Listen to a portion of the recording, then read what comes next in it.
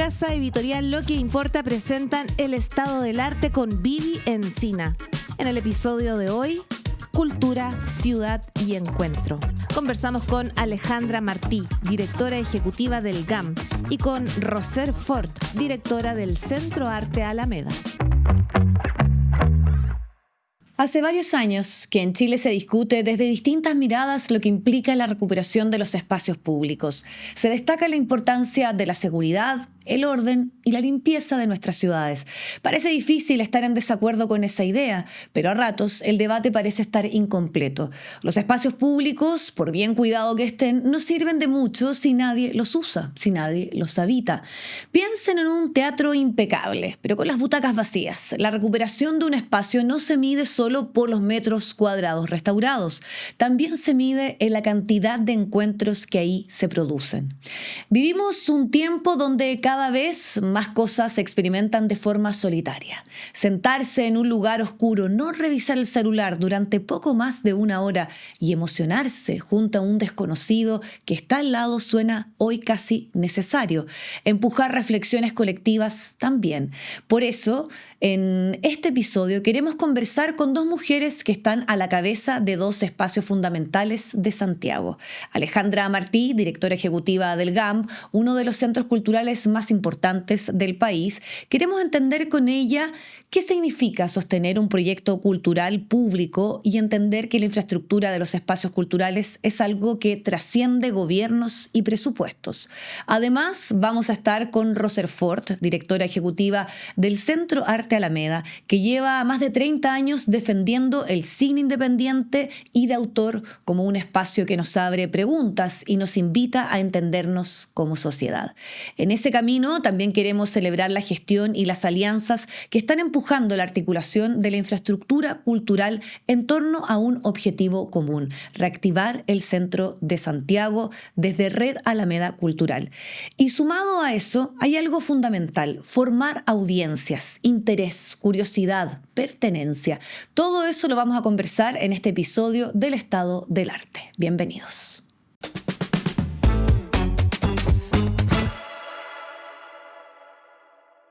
Alejandra Martí, muchas gracias. Un gusto que puedas estar con nosotros, actual directora ejecutiva del GAM, para poder analizar, y nosotros lo hacíamos durante la presentación, el valor que tiene la infraestructura cultural de nuestro país.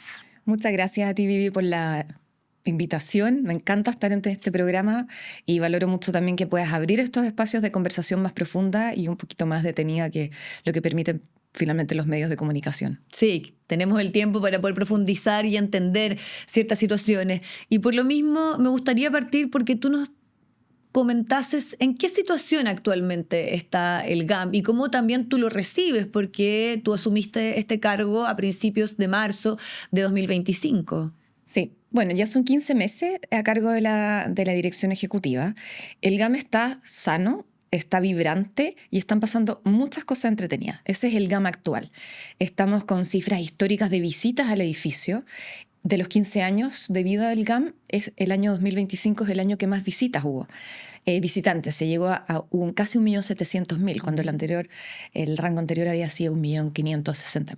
Entonces, y este año estamos superando esa visita. Entonces, lo cual te da cuenta que hay un apego a la marca, que hay una valoración por la gente de habitar el GAM, y no solamente en su programación artística, sino que también en sus espacios públicos.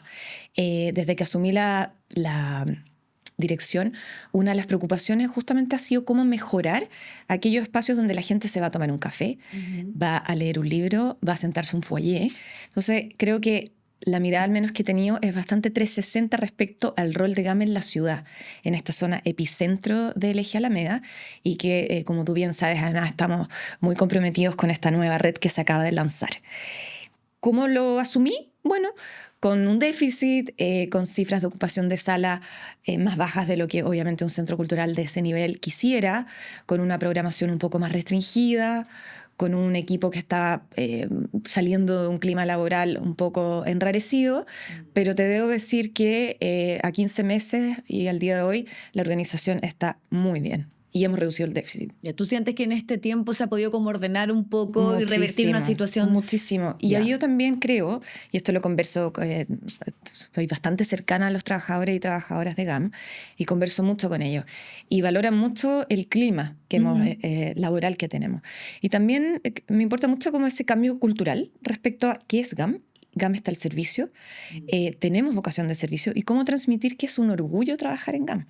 Entonces creo que esa mirada también, que un trabajador de GAM se sienta orgulloso de prestar un servicio a una comunidad artística, a estar en este trabajo que es una bendición poder tenerlo, creo que también ha sido ha sido como un wow para ellos, digamos. Sí, además es un hito, podríamos decir, dentro de la ciudad, particularmente del centro. Es un emblema, claro. Es un emblema. Y por lo mismo, cuando tú dices, bueno, en estos 15 meses estoy empujando primero revertir ciertos déficits, esa es una situación estructural desde cuando se arrastra, porque cuando uno empieza a analizar, y ya vamos a entrar tal vez en la última controversia particular de la gran sala, pero ¿el principal problema sigue siendo de recursos, a tu parecer? No, para nada. Fue coyuntural. Fue por la pandemia y por una mala rendición. Y luego esa pequeña bicicleta fue acarreando el crecimiento de ese déficit durante 3 años. Pero nosotros revertimos el déficit en un año en un 58%. Y este año, si las proyecciones, va a depender cómo manejemos, nosotros generamos inversiones, a pesar de tú inviertes en una marca que necesitas hacerla brillar. No puedes decidir restringir absolutamente una organización porque si no la comprimes, digamos, y como quien se te acerca a una marca que está deprimida. Entonces hay que controlar el déficit, pero tampoco asfixiar a la organización. Claro. Entonces las proyecciones son que este año vamos a terminar con un déficit en un 50-60 millones, digamos, o sea, habiéndolo acarreado desde 650 millones. Sí. Y ahí tú dices, bueno, es fundamental y uno entiende, y sobre todo lo que queremos abordar un poco en este capítulo es la gestión, cómo es ese día a día, más allá de ciertas situaciones que uno entiende, que son coyunturales y a las cuales hay que responder. Pero ¿cómo se revierte? ¿Cómo se trabaja? Porque yo entiendo que cuando tú dices esa cantidad de personas, que son más de casi 2 millones, ¿no?, que estuvieron visitando. Sí, casi 1.700.000. Ya, 1.700.000. El 2025. 2025. Sí. Pero además son las actividades de lo que ocurre ahí como un centro de encuentro, no sé, de intercambio de discos, de ferias del libro, aparte de lo que es la danza, el teatro, que son los espacios más tradicionales, bueno, también la biblioteca. Entonces, me imagino que también cuando uno está en una gestión quiere ponerle un cierto foco, un cierto énfasis. Y en tu caso, además de, me imagino, responder a la situación puntual, ¿cuál crees o a tu parecer qué te empuja? Claro, hay que distinguir 2 aspectos. Uno es lo higiénico, que es cuando tú solucionas aquellas cosas que la organización no funcionan bien. Yo cuando asumí había 5 cargos que yo tuve que salir a buscar a los directores porque la plana ejecutiva había sido renovada, digamos. Entonces, también es instalar equipo en mi caso, en mi primer año. O sea, y además yo adquirió políticas absolutas de transparencia, todos por concurso, con lo cual yo también estoy trabajando con gente que he tenido que aprender a conocer, digamos, que lo cual también es un desafío. Yo no me traje gente que fuera de mi equipo antiguo, eso no lo hice, digamos. Entonces, lo higiénico ya pasó, pero tú, mientras solucionas lo higiénico, tienes que establecer una visión de valor para tu organización. Y para nosotros, la visión de valor es que GAM es la casa de la creatividad en medio de un Santiago totalmente bullante y que es esta ciudad efervescente en que GAM es un punto de encuentro y que ayuda a que los creativos se conecten, se conecten con la creatividad ciudadana. Es como un gran laboratorio urbano. Luego, como plan estratégico, yo diseñé una estrategia a 5 años, que obviamente conversaba con el directorio desde el momento en que me contrataron, y que tiene que ver con que el GAM tenga una mayor articulación público-privado, por ejemplo, cómo nuestra propuesta de valor es atractiva para empresas. Y hemos también atraído a nuevos auspiciadores en GAM. GAM tradicionalmente tenía a Sura como principal auspiciadora institucional y ahora ya estamos cerrando el 3er convenio. Entonces, lo cual también te da cuenta que hemos abierto una puerta, digamos, hacia esa empresa privada que puede ver valor en esto. El principal valor de un centro cultural es su oferta programática, su oferta artística. Entonces, uno de los comentarios cuando yo llegué, el directorio era como, está haciendo la oferta muy restringida. Ya. Principalmente quizás muy enfocada en arte escénica, lo cual obviamente es eje central, digamos. Perfecto, ampliemos esa parrilla programática. Entonces, la música ha sido muy importante, incorporar la música y en un repertorio no solamente popular, sino que va desde lo clásico también. Tenemos temporada de música barroca, incorporamos una línea de nueva ópera que también ha sido súper atractiva porque es una posibilidad de que el público de la ópera pueda comprar entradas a menor costo y ver montajes que a su vez son no tradicionales, que también es una apuesta curatorial de la nueva administración. Mucho énfasis en las artes visuales y cómo las salas artes visuales, y esto lo estamos trabajando para los años que vienen, digamos, puede salir del edificio hacia el arte público, porque GAM ya es un espectáculo arquitectónico, digamos, y este enclave que tiene, como la fachada de GAM también es parte de esas artes visuales, artes mediales y todo lo que estamos incorporando. Y por último, una línea que tú conoces bien, que es la línea de ideas y pensamiento, que tú fuiste moderadora en Ventanal Alameda, que es como en un centro cultural también encontramos espacios de reflexión, porque estamos viviendo una tercera revolución, que es la revolución tecnológica, y hay muchas preguntas. Entonces, la filosofía hoy en día está cumpliendo un rol fundamental, y por algo están tan de moda hoy en día los filósofos también. Sí. Entonces, entendiendo que somos el Centro Cultural de Gabriela Mistral, que es no solamente Gabriela Mistral desde una poeta, sino que pensadora latinoamericana, bueno, relevemos este espacio también desde el pensamiento. Entonces yo creo que mostrar esa nueva oferta a los públicos, también ha dicho como, stand-up comedy también. También tenemos una línea stand-up comedy. Claro, también el humor, la comedia nos salva. Un poco. Riámonos también en este espacio. Sí. Activar la vida en las plazas. En mayo tuvimos todos los fines de semana, sábado y domingo, orquestas, grupos de música, y las plazas se repletaban. Entonces, eso también, en cuanto al contenido, creo que es sumamente, como hablábamos antes, no solo sanear un déficit, el déficit se va a ir saneando, pero tú tienes que crear que tu marca, que tu organización genere ese apego en la sociedad, que sea querida, que sea respetada, y que vaya a lo que vaya, lo voy a pasar bien. Sí, y que esa reactivación nosotros también lo planteábamos, no pasa por una cosa de solo limpieza, orden, porque incluso la seguridad es algo que ustedes también proveen al sector, sino que se ocupe, que ahí pasen y ocurren cosas, reflexiones colectivas. Tú lo decías, en Ventanal Alameda hablamos de si la inteligencia artificial es creativa o no. Exacto. Un público súper atento, súper entusiasmado, súper crítico también, de repente con cosas que ahí se decían. Sí, los jóvenes. Pero encontrémonos en ese espacio de conversación crítica, pero cuidada. O sea, tenemos muchas diferencias. Chile es un país con múltiples diferencias, pero encontremos en el Centro Cultural Gabriela Mistral un espacio para poder tener conversaciones. Absolutamente. Alejandra, y yo partí esta conversación precisamente destacando estas cosas que están ocurriendo, que son parte de tu gestión, que son parte un poco de la reflexión y de un poco el sello que tú nos has contado. Pero el último tiempo, a partir de marzo, todo se ha concentrado, sobre todo desde el punto de vista más mediático, en la decisión de cancelar o que no estaban los recursos para la gran sala.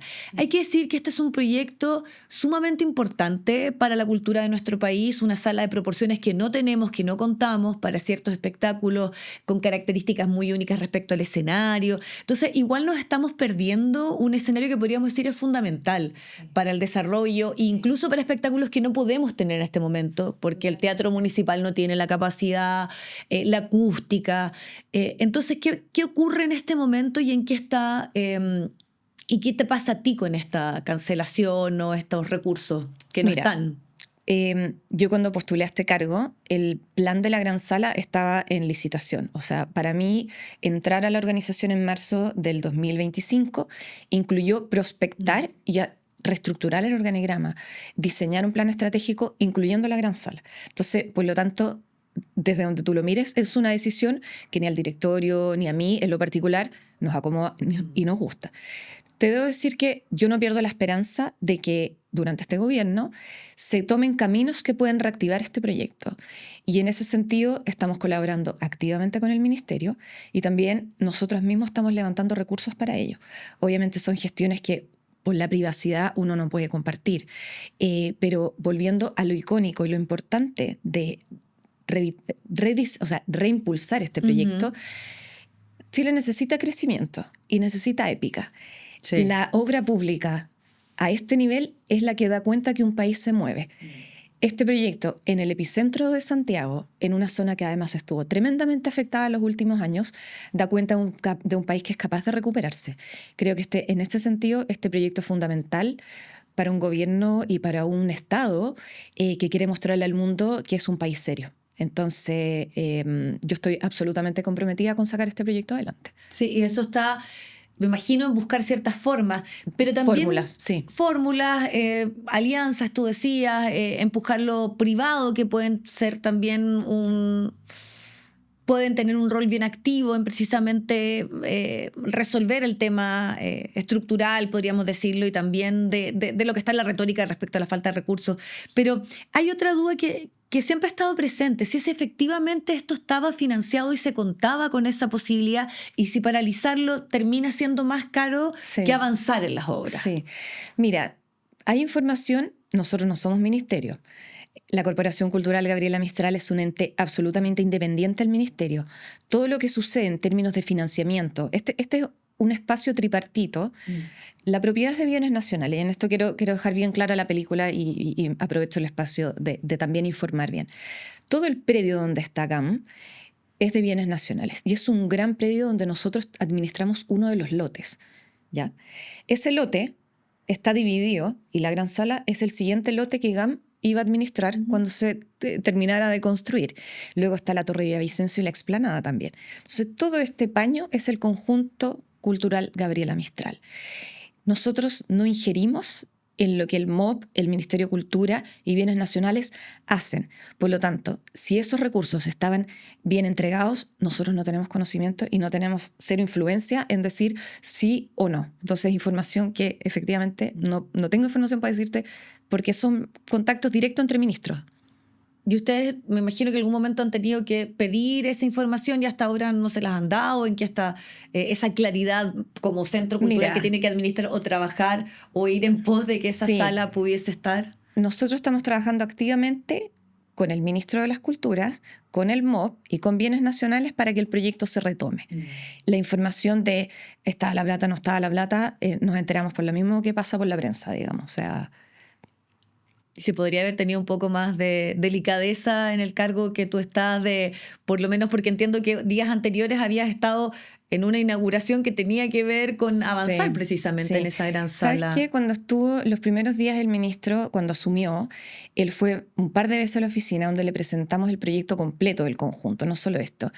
Yo tengo la buena fe de que el ministro intentó sacar el proyecto adelante y que probablemente esto pudo haber sido una decisión desde Hacienda, digamos. Pero confío en que él intentó realmente gestionar la decisión. Se informó bastante, nosotros le dimos cuenta del proyecto, él después fue al directorio a informar. Entonces, quiero ver de buena fe que así fue, digamos. Alejandra, ¿y qué nos perdemos si esta sala no avanza, si no está? A ver, es una sala, es como el municipal del siglo XXI. El Teatro Municipal de Santiago fue construido en 1857, cuando la ciudad de Santiago tenía 60.000 habitantes. Bajo la presidencia, el que impulsó fue Manuel Montt. Y creo que ahí hay una visión de Estado. Cuando tú dices, efectivamente, es un proyecto que va a quedar para las futuras generaciones. Bueno, el municipal va a cumplir 160 años y es marca país, es orgullo que nos releva en América Latina. GAM es un siguiente teatro municipal, como tú bien decías, con mayor tecnología. ¿Qué nos perdemos? Desconectarnos de circuitos artísticos contemporáneos, de traer grandes espectáculos que por su capacidad técnica no tienen dónde presentarse. Musicales, por ejemplo, me imagino. Efectivamente, recitales, musicales. Y nos perdemos también darle a nuestros creadores la posibilidad de, con mayor tecnología, hacer crecer más su talento. Cuando un artista tiene mayores posibilidades tecnológicas a su haber, su creatividad tiene posibilidades de empíricamente comprobarse. Y lo otro es la conexión internacional. Cuando tú eres capaz de traerte a grandes compañías, el edificio cuenta con 170 camarinos, o sea, tú te puedes traer grandes orquestas, tú te puedes traer tus musicales. Esa inmersión de estas compañías en un país deja mucho a los artistas locales también, porque se intercambian conocimientos, se adquieren nuevas prácticas, aprenden. Y fuera del ambiente artístico, fuera del ambiente internacional, como ciudadanos nos perdemos la posibilidad de también con una sala que puede llegar hasta 2.500 personas adentro, acceder a espectáculos a bajo costo. Porque cuando tú tienes más butacas, una sala es más sostenible. Y creo que esto es interesante también en los modelos que nosotros estamos levantando para reestructurar posibilidades de financiar la sala, que tiene una alta posibilidad de financiamiento. Yo estuve a cargo muchos años, trabajé 11 años en el Municipal de Santiago y estuve a cargo de la programación del pequeño municipal, 11 años. Y era una programación que yo autofinanciaba con la venta de tickets. Y estábamos hablando que eran tickets que en las funciones escolares tú vendías 5.000 pesos a una escolar. Y los fines de semana era un precio de 15.000 pesos por un adulto. ¿Por qué podías hacer eso? Porque yo vendía 1.400 butacas. Entonces, ¿qué más pierde? Pierde la ciudad, pierde el eje Alameda. Estamos en esta red importante que está conectando distintos como puntos, y cuando tú te paseas de un centro cultural a otro, ese tránsito, esa trayectoria que hace el habitante, el ciudadano, hace que se genere comercio. Entonces, toda esa dinamización del territorio, si esa esquina sigue abandonada, se pierde la Alameda misma de renacer, y de manera automática, porque esto finalmente es el mercado, es oferta y demanda. Si pasa gente que camina por la Alameda, es más atractivo para poner café, poner tiendas, etc. Entonces, todo eso se pierde. Qué importante destacar y darnos el tiempo de relevar, explicar, aterrizar, porque siento que esto está en la conversación, pero no con la claridad suficiente de asumir que hay ahí una posibilidad tremenda que tenemos como país. Pero hay algo que tú también has planteado, ¿no? Que es generar una épica, generar una vinculación y una identidad. Y eso toma tiempo, eso significa tal vez, y es más complejo. ¿Perdón? Toma convicción. Convicción, sí, claro, porque estamos en un sistema que nos bombardea con otras lógicas de lo que significa la felicidad o el que te vaya bien. Alguien decía, hasta hace algunos años atrás, capaz que la generación de nuestros abuelos, incluso padres, tener una enciclopedia en la casa era incluso sinónimo de un cierto estatus. Había gente que se dedicaba a venderla. Era muy como una forma de una clase media que podía trascender a otras cosas, avanzar. Hoy eso no está muy presente, por el contrario, está más en el consumo. Entonces, ¿cómo la dirección ejecutiva y el estar en un proyecto cultural de la envergadura del GAM, en este contexto, cómo te desafía? Yo he llegado a la conclusión de que yo tengo que hacer que el GAM brille con un modelo de gestión exitoso, un modelo de programación exitoso, un modelo de oferta de espacio público exitoso. Ese modelo, mira, entonces, yo en los 15 meses que he estado me han llamado de 2 estudios internacionales para venir a estudiar el modelo de GAM, el modelo de gestión. Yo creo que Chile no tiene... Cierta parte de Chile no sabe el espacio cultural que GAM representa para América Latina y para el mundo. Mi rol es mostrar ese espacio que es y hacerlo brillar. Y aseo, seguridad, programación artística, sostenibilidad, equipo. Nosotros hemos abierto incluso una línea que se llama Formación en la Industria del Arte.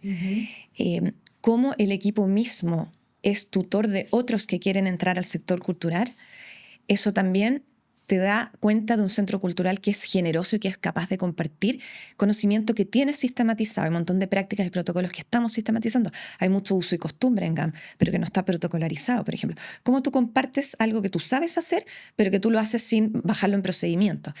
Ampliamos la oferta de prácticas profesionales y hoy en día estamos por lo menos con 6 residentes practicantes. Todos esos van a ser futuros voceros de GAM, van a ser futuros usuarios de GAM, van a traer a sus familias, van a sentir orgullo de que ellos trabajaron en esa institución. Así también en lo que es las residencias artísticas.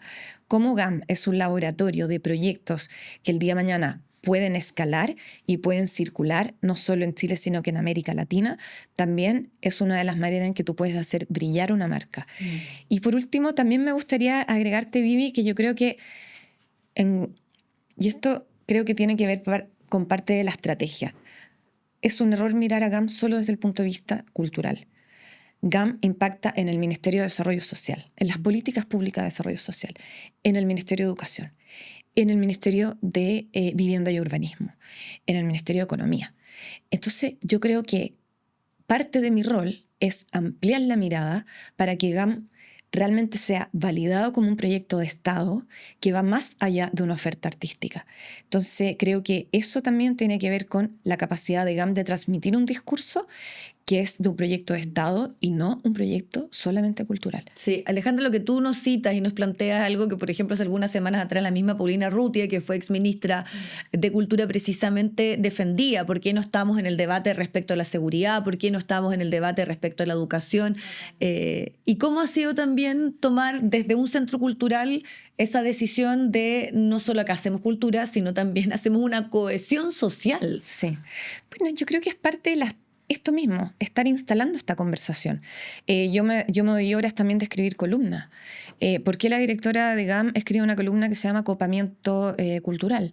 Porque efectivamente, mientras una ciudad se llene de manifestaciones artísticas, se va retirando la delincuencia, porque no solo la estrategia de delincuencia es llenar las ciudades de policía, llenémoslas también de ciudadanía que hace uso de esa calle.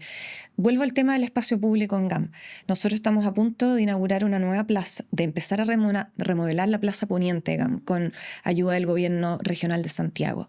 ¿Por qué no estamos preocupando de las plazas?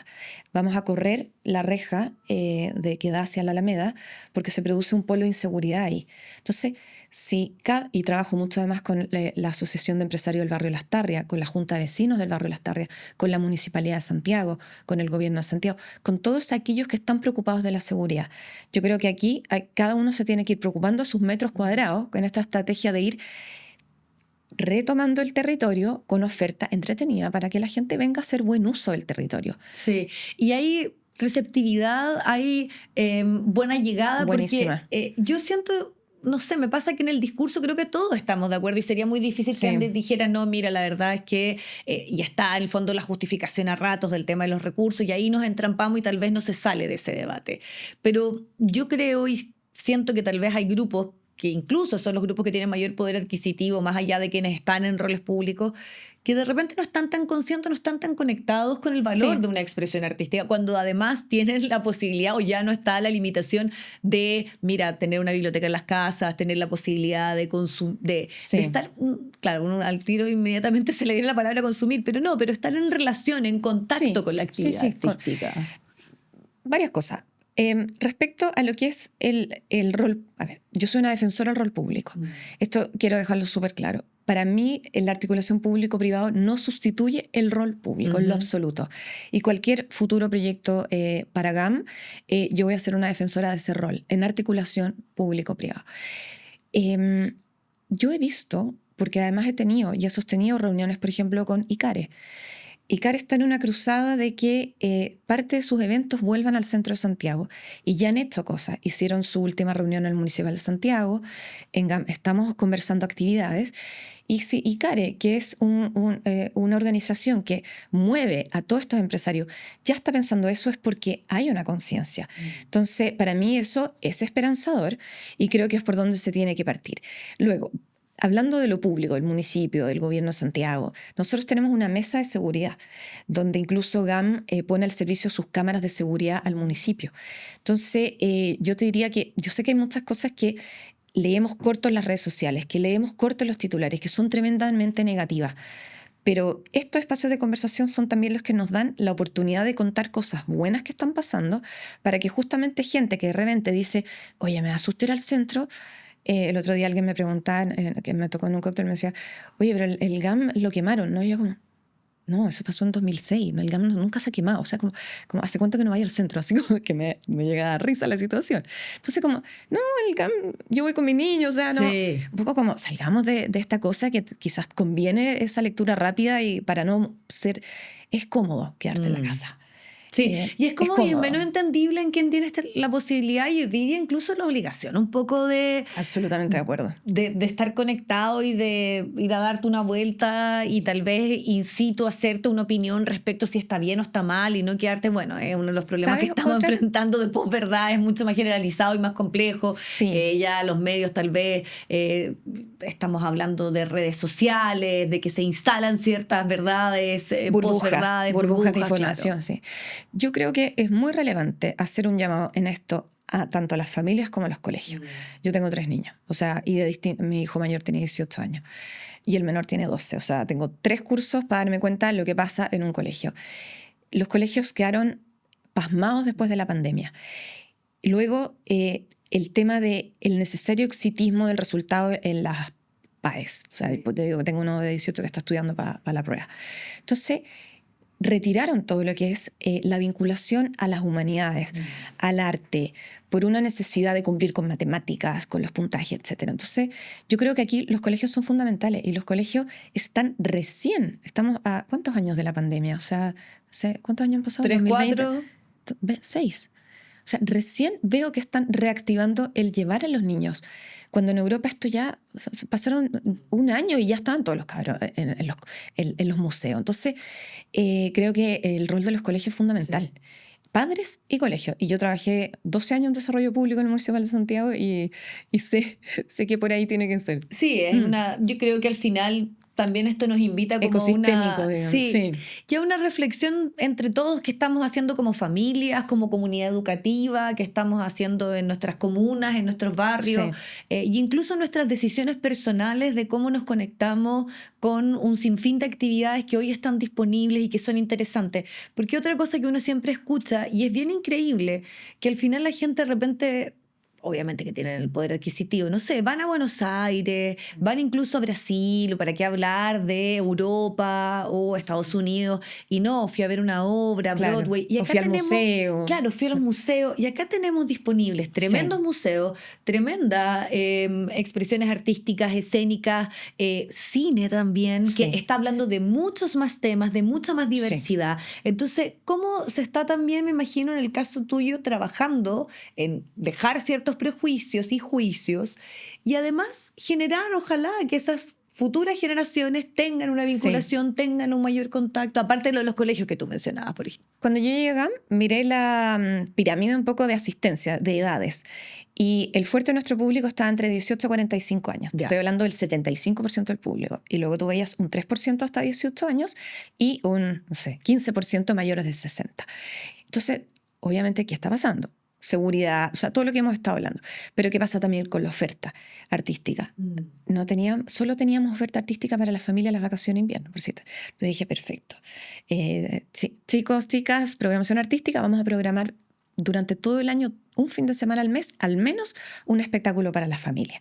Entonces, de nuevo, si no hay oferta, no hay demanda. Entonces, después viene la comunicación, después vienen los avisos de radio, después vienen los convenios, pero primero es el corazón de la oferta que tú tienes que entregar. Talleres, actividades distintas, tú comentabas la Furia del Libro, las ferias que tenemos, los intercambios, hicimos una cambiatón el otro día de láminas para el Mundial, o sea, también es detectar aquellas cosas en que están las familias hoy y cómo nosotros las podemos proveer.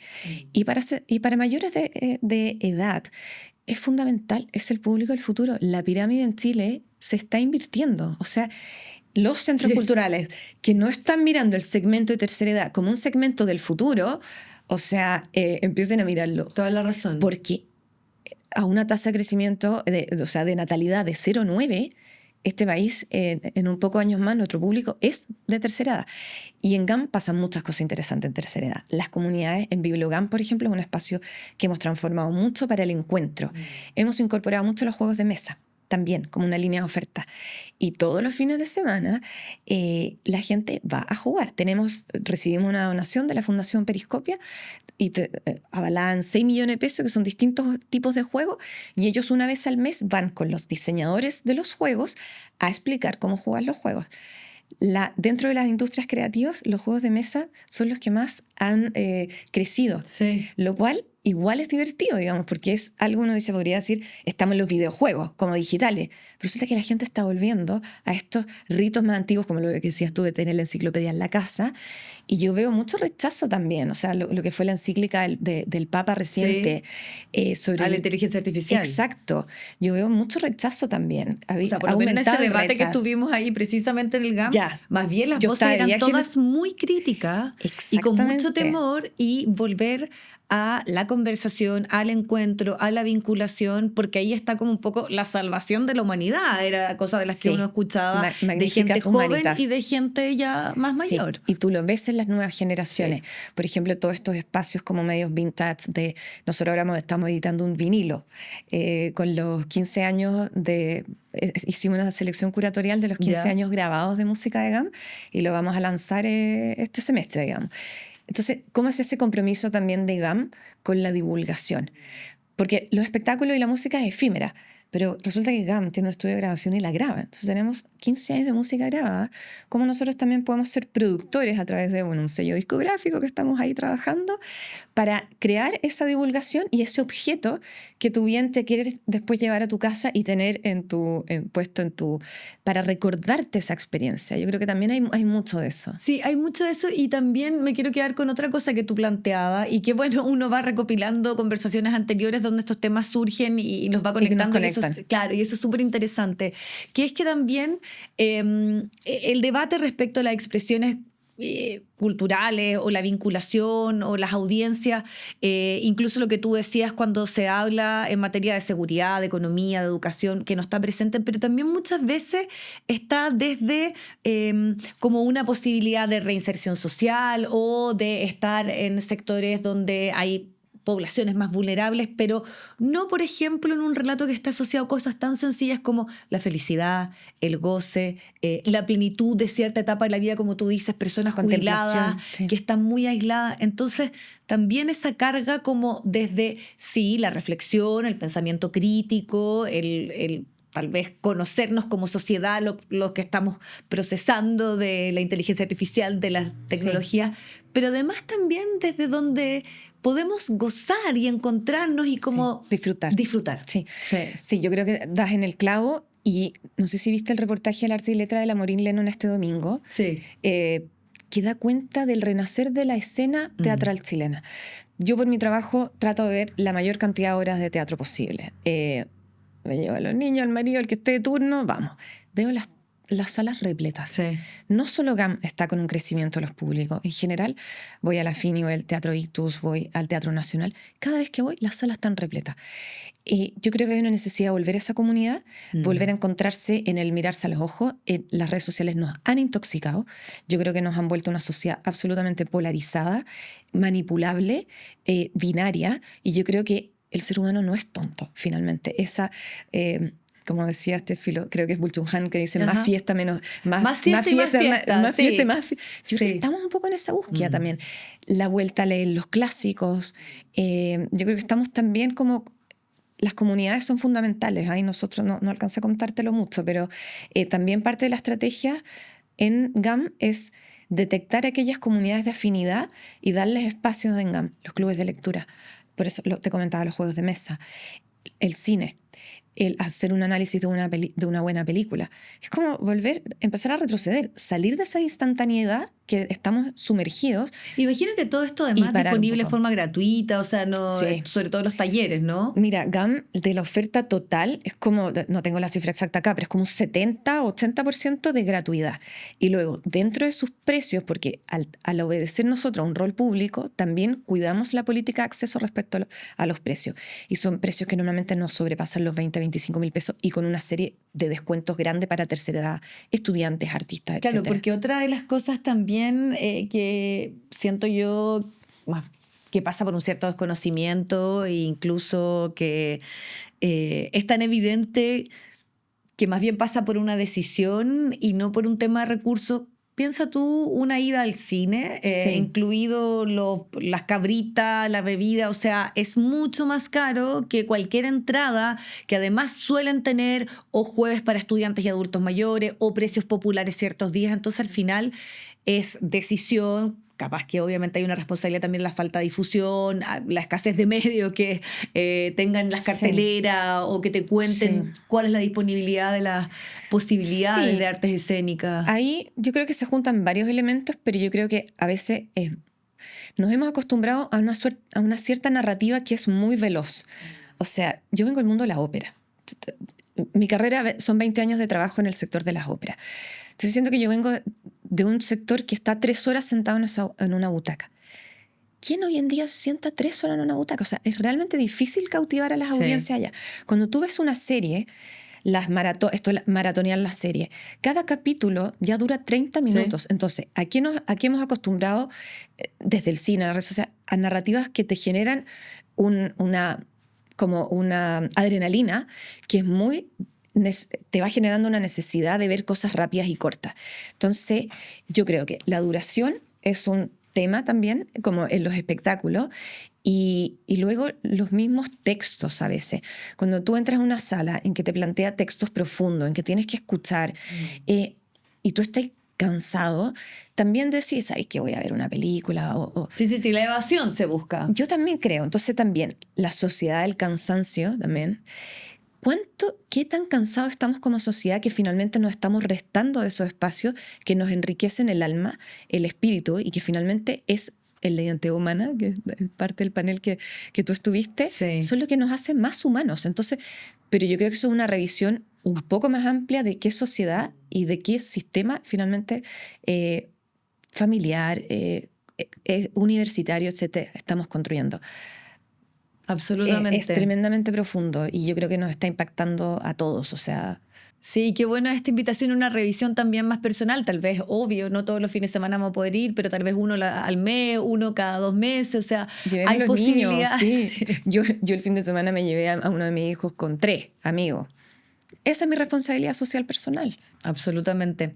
Bueno, y también nosotros queremos abrir este espacio a esas conversaciones, a darle cierta profundidad, a poder entender cosas que de repente nos quedamos solo con el titular y saber que más allá de algo que es fundamental y que tú también has defendido, que es esta sala, pero que el GAM es mucho más y que esperemos que eso se logren las posibilidades que yo entiendo que tú estás empujando y buscando para que esa obra se pueda concretar. Absolutamente.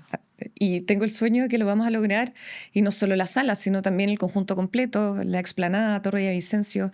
Creo que es un proyecto icónico y que Chile lo necesita. Sí, y como lo planteamos al inicio, no sacamos nada con tener estos lugares si no los habitamos, si no estamos en ese día a día, más allá de la infraestructura que empuja, es clave, es trascendental, pero hay que ocuparla, hay que vivirla. Sí, y como tú bien decías, es un compromiso personal al final, es una opción de vida. Sí. Absolutamente. Sí. Muchas gracias, Alejandra, por Gracias tu tiempo a ti por la y invitación, este encantada. espacio a poder conocer lo que están haciendo día a día en GAM. Muchas gracias.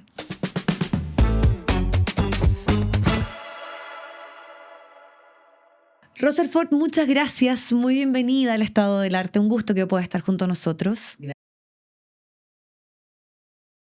Sí, y hablar y encontrarnos en relación a el poder de la imagen, del cine de autor, de la escena independiente, en este momento en que estamos obligados a entender esta posverdad que ya es parte de un montón de temas, ¿no? De nuestra democracia, de nuestros desafíos. Y tú estás en un trabajo que me parece súper interesante y llamativo destacar, que es educar a nuevas audiencias, a jóvenes, a chicos que están en el colegio incluso, a apreciar el cine porque están bombardeados con ese sinfín de imágenes muy rápidas, con lo que nos ofrece también el streaming. Pero tú dices no, acá hay una acción de resistencia que es la contemplación, que es un cine que va a otro ritmo. Sí, es súper importante porque nosotros como exhibidores somos la última cadena de una película, ¿verdad? Que hay un guión que se crea, hay toda una producción, y sale el producto y después se muestra. Para nosotros, cuando queda una película, se convierte en una herramienta súper importante para trabajar eso, formación de audiencia, porque estamos trabajando también no con lo último que se estrena. Estamos haciendo un recorrido de materiales importantes que podemos mostrarle a esta nueva audiencia.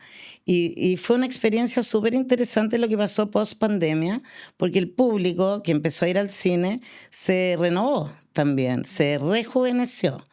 Y ese público no había visto un montón de películas en este formato, en estar en una sala de cine, como para mi gusto corresponde ver las películas, más que en un computador o en la pantalla de la tele.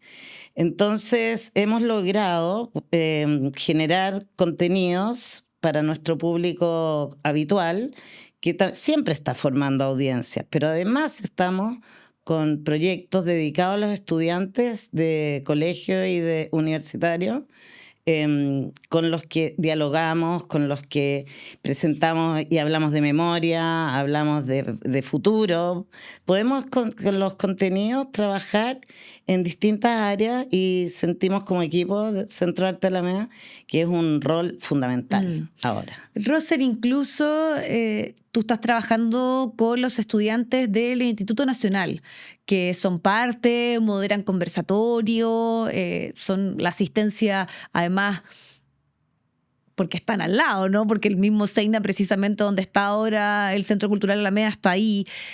Y en el relato, o por lo menos en lo mediático, el Instituto Nacional queda asociado a los overoles blancos, a los hechos de vandalismo, a la violencia. Entonces, ¿qué significa para ti mostrar esto otro lado? Me tocó a mí, por ejemplo, ir a ver La amante fascista, donde se conversa con Paulino Ruto, y era un chico del Instituto Nacional quien hacía esa moderación, y estaban sus compañeros en preguntas súper interesantes. Entonces, estamos como no contando la historia por completo, estamos solamente, y también hay ahí una responsabilidad de los medios, poniendo foco en ciertos temas respecto a la juventud de nuestro país. No solo poniendo foco, estigmatizando Absolutamente totalmente a los estudiantes. Y claro, desde esta perspectiva de trabajo cultural que estamos haciendo, es increíble la respuesta que existe desde el estudiantado. El SEINA es el centro de extensión del Instituto Nacional, por eso el diálogo es tan directo con el Instituto Nacional. Pero también, como Centro de Arte Alameda, que estamos ahí en el SEINA, estamos trabajando con otros colegios del SLEP, y también la relación ha sido súper exquisita con el Barros Arana, otro foco con dificultades. Son universos de estudiantes muy grandes. El Instituto Nacional tiene 3.500 estudiantes y los overoles blancos eran 20. El problema ahí es otro, que hay que ver cómo se contiene, hay que ver las demandas, pero el universo grande, masivo del Instituto Nacional son estudiantes que estudian, que motivados, que les interesa participar. Y a nosotros nos viene buenísimo el cine como herramienta educativa. ¿Y qué pasa ahí en esos encuentros? ¿Qué temas surgen? ¿Qué inquietudes?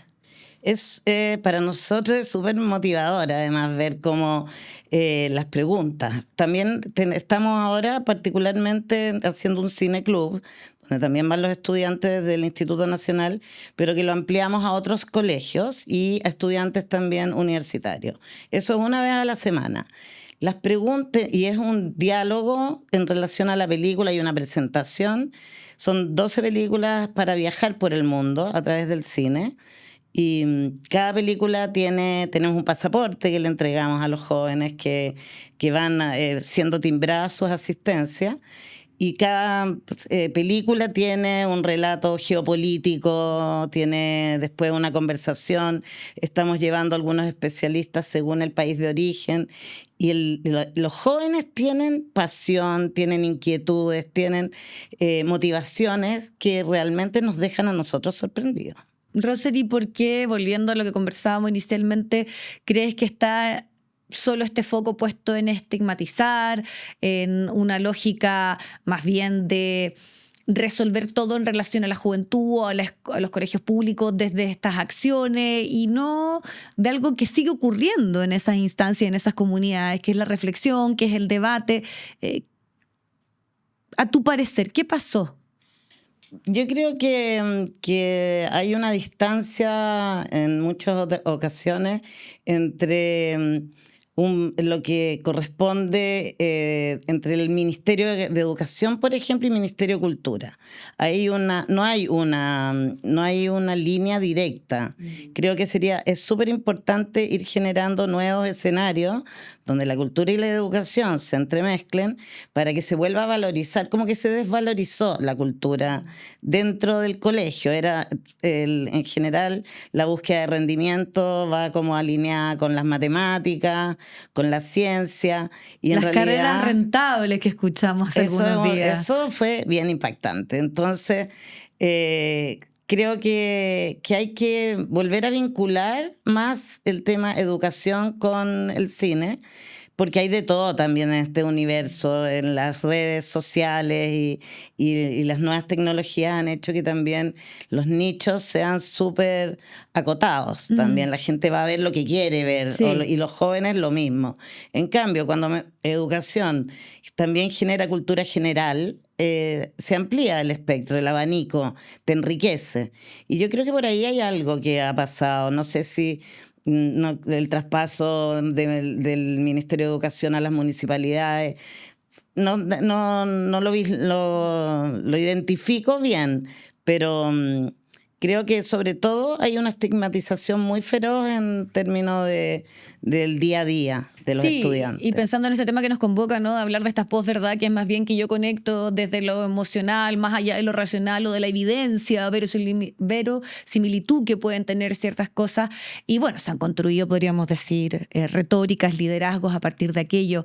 Entonces, como tú también trabajas, que lo exponías, hoy probablemente mucha juventud, incluso nosotros también, estamos solamente consumiendo, nuestro algoritmo nos proporciona, consume y nos proporciona información de lo que nos interesa, entonces no ampliamos, se perdió ese espacio de convivencia, de diálogo, que yo me podía encontrar con personas con puntos de vista distintos. Entonces el cine, la escena cultural y sobre todo alternativa siempre ha tenido esa finalidad. ¿Cómo la sigues empujando y qué ves, qué está ocurriendo con esa gente que está asistiendo? Bueno, estamos trabajando con un equipo de programadores que le hace sentido esto que estamos hablando, hay una búsqueda para celebrar ciertos hitos, para generar, no sé, tenemos los clásicos de matiné, que son clásicos del cine de los años 50. Y todo eso hacemos también unos visionados para que los estudiantes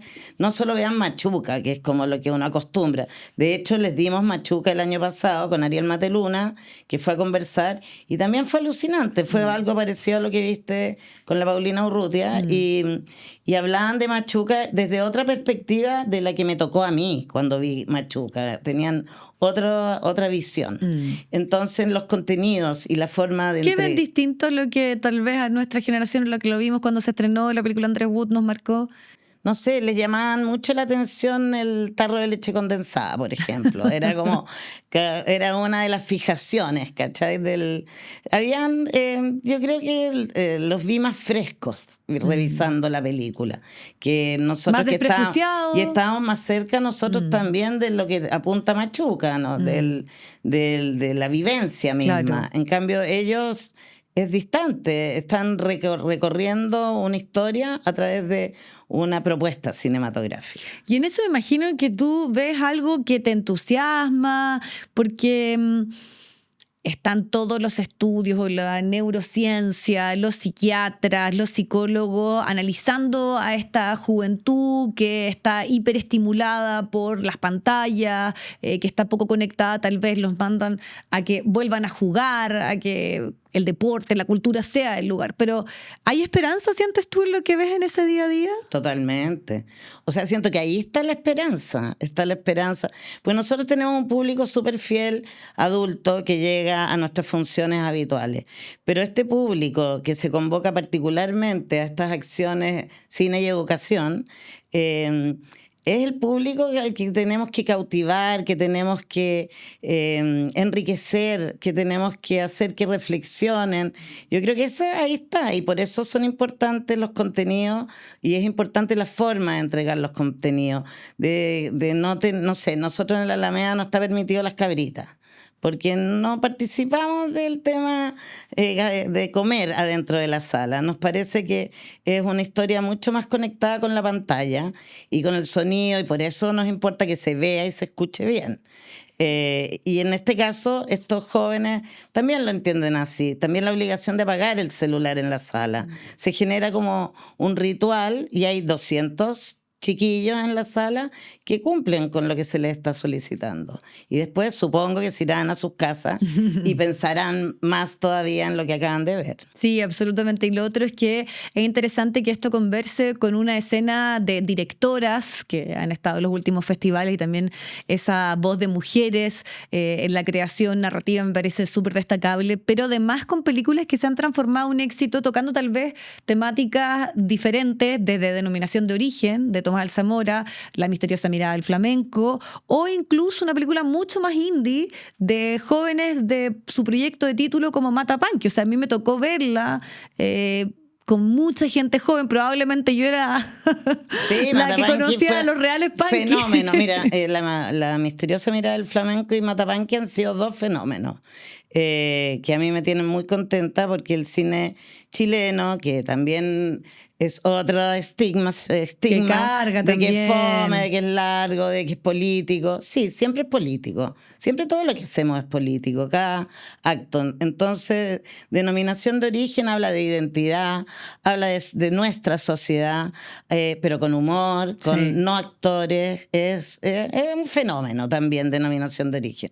Y estas dos películas, que son las más actuales, hay premios internacionales. La Matapanqui, que es un trabajo universitario, Sí. tiene la frescura de un trabajo universitario, pero que es reconocida por sus pares, porque es mucha gente, con lo que tú dices, Claro, y que hay ahí tú mucha gente evidencias joven. también lo que estamos conversando, que es asociado también a lo que mencionábamos el Instituto Nacional, esta retórica bien perversa, yo diría facilista respecto a las películas chilenas, porque además tienen éxitos de audiencia, o sea, la mayoría de esas funciones están llenas. Así es. O sea, La Misteriosa Mirada del Flamenco tiene 15 semanas en cartelera y tiene 100 personas por función o 60 personas a las 2 de la tarde.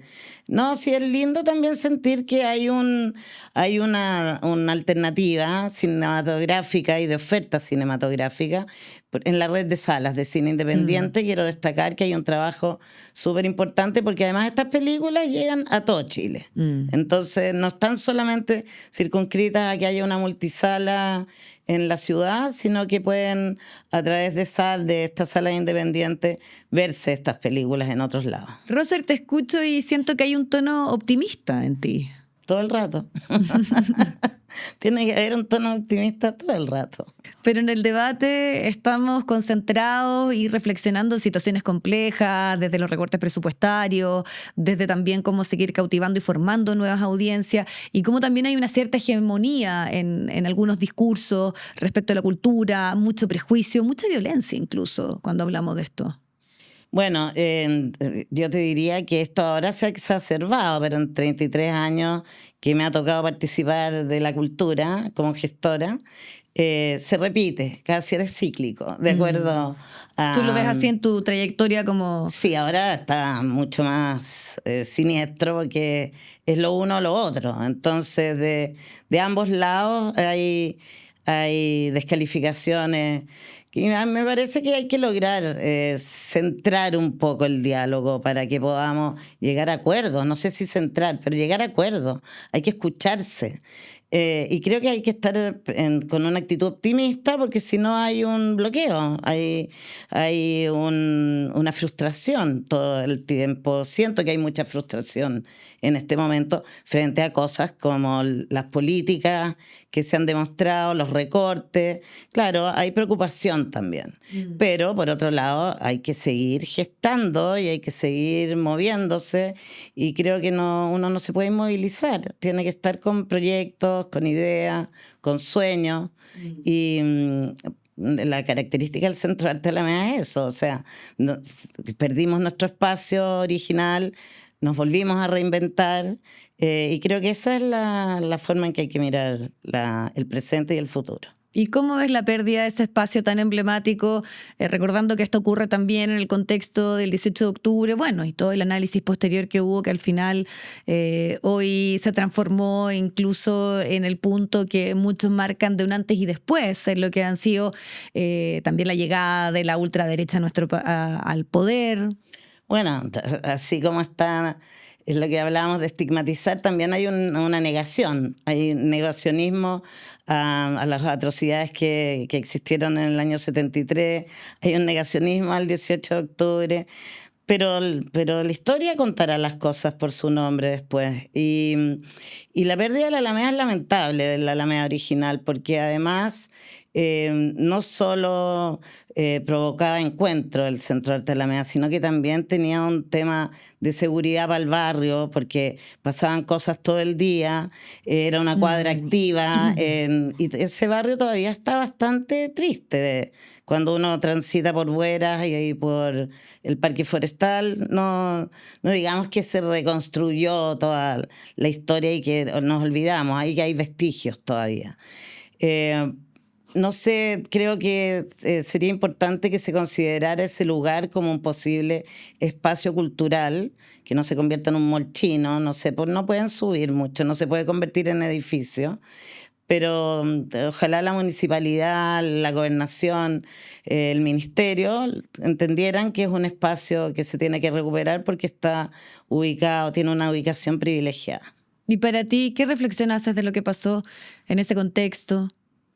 Yo quedé súper decepcionada de un montón de áreas después del incendio, durante el estallido.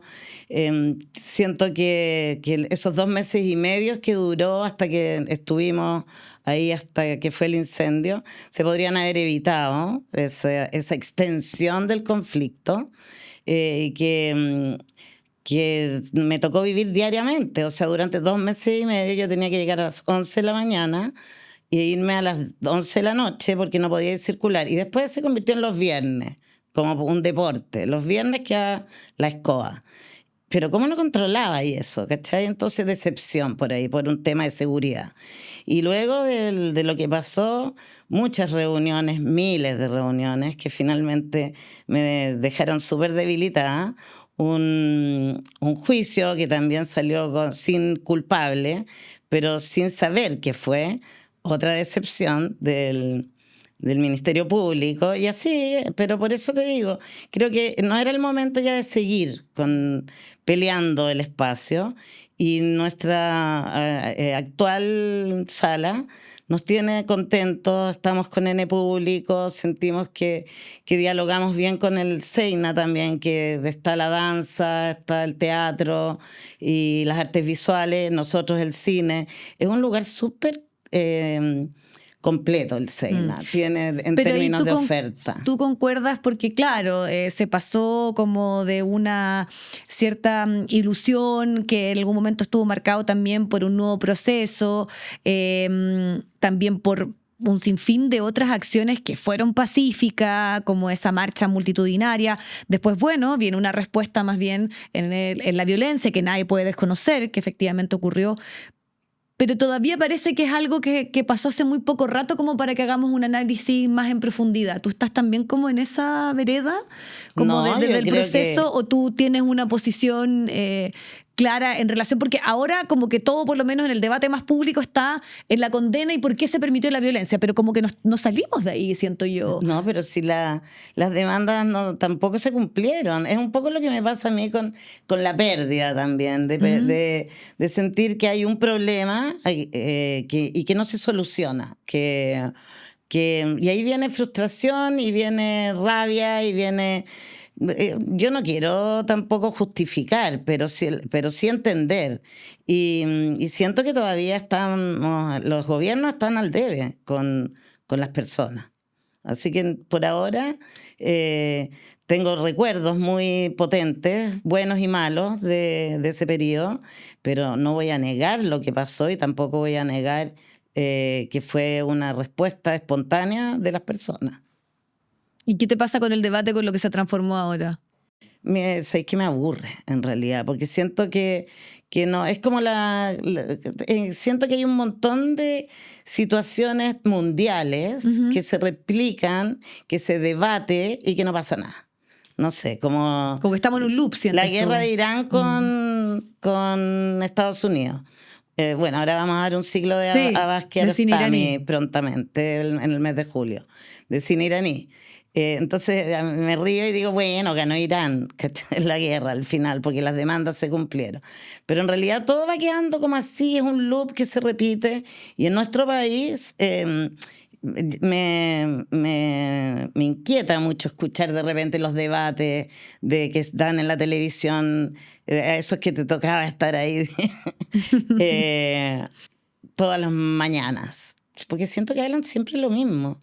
Y no hay cambios esenciales o sustanciales. Por eso yo también partía un poco y entrábamos en este tema desde tu visión, primero tú dices, de la reinvención o reacomodarte, buscar otro espacio, pero seguir persistiendo un poco en esta escena cultural más independiente, pero además desde el optimismo. Sí, pues. Y en estar tal vez conectando con las audiencias más jóvenes. Sí, y con todas, yo creo que aquí lo interesante y la escena que tenemos actualmente el Centro de Arte de Alameda es que todo lo que estamos haciendo está demasiado motivador para todos. Entonces, eso genera optimismo porque proponemos un ciclo y se llena. O va mucha gente, no sé si se llena, pero en el Alameda proponía un ciclo iraní, iban 30 personas, acá van el triple, ¿cachai? O el cuádruple. Y me pasaba con El sabor de la cereza, que te quiero contar una anécdota. Cuando la estrenamos, porque la distribuimos el año 90 y tanto, en Argentina tuvo 140.000 espectadores, en Chile 5.000. Era como también frustrante. Traíamos un producto que iba a ser un éxito.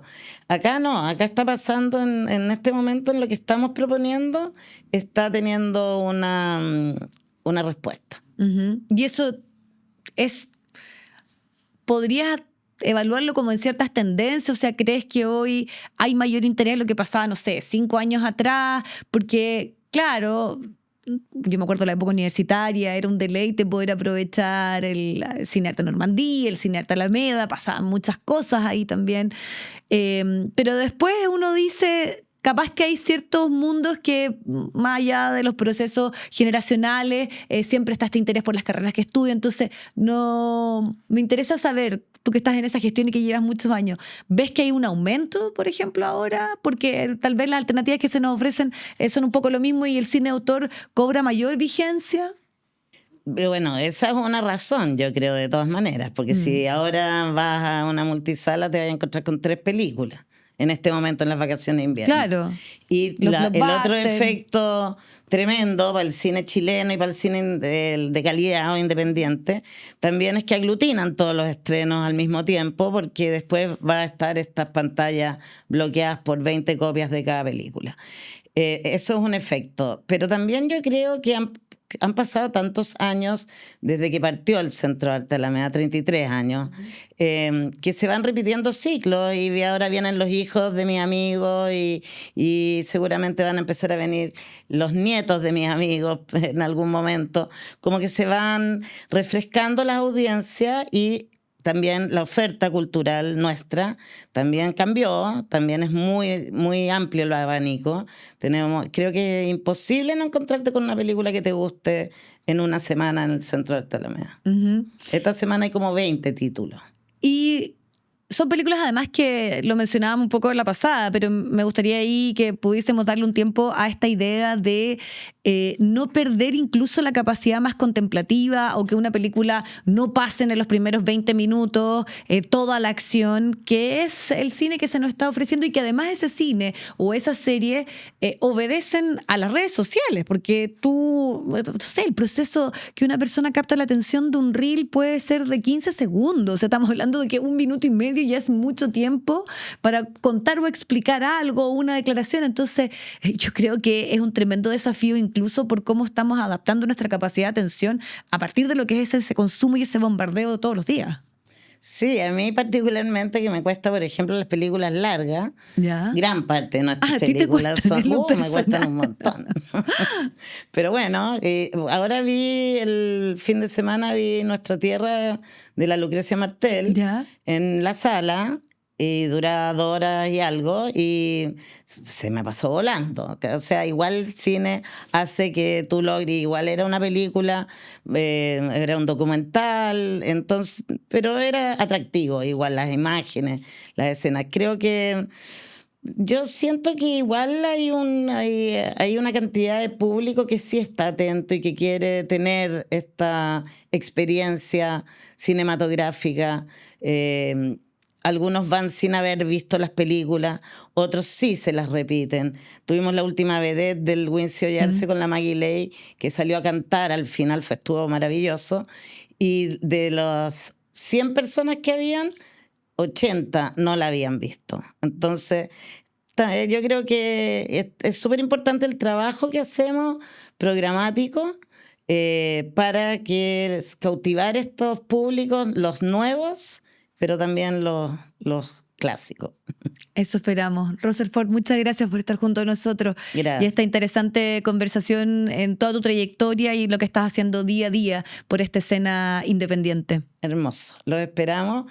Vivan la experiencia cinematográfica en sala, que es inolvidable. Y la conversación asegurada que se da posterior a ir a encontrarte con ese buen cine de autor. Una acción colectiva. Eso es lo lindo. Muchas gracias por estar acá en el Estado del Arte. Gracias. El Estado del Arte con Vivi Encina fue presentado por Casa Editorial Lo que Importa.